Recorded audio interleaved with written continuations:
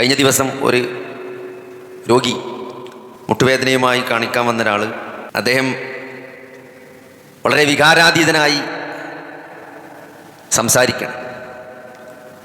ഇപ്പോൾ സർജറി ഇപ്പോൾ ചെയ്യാനൊരു സൗകര്യമില്ല, സാമ്പത്തികമായിട്ടല്ല, സാമ്പത്തികമായി വളരെ നല്ല നിലയിലുള്ള ആളാണ്.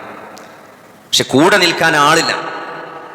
7 മക്കളുണ്ടായിട്ട് 7 ആളും 7 സ്ഥലത്താണ്, അവരൊക്കെ തിരക്കിലാണ്.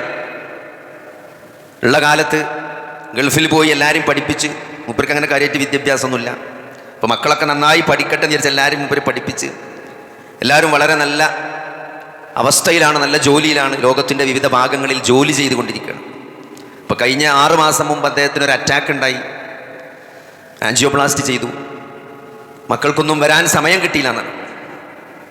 അപ്പോഴും കാര്യങ്ങളൊക്കെ അന്വേഷിച്ചു, പൈസക്ക് അയച്ചു കൊടുത്തു. പക്ഷെ പൈസക്ക് അദ്ദേഹത്തിൻ്റെ കയ്യിൽ തന്നെ ഇഷ്ടം പോലെ ഉണ്ട്. അപ്പം അദ്ദേഹം ആഗ്രഹിക്കുന്നത് മക്കളൊന്ന് അടുത്തുണ്ടാകണം.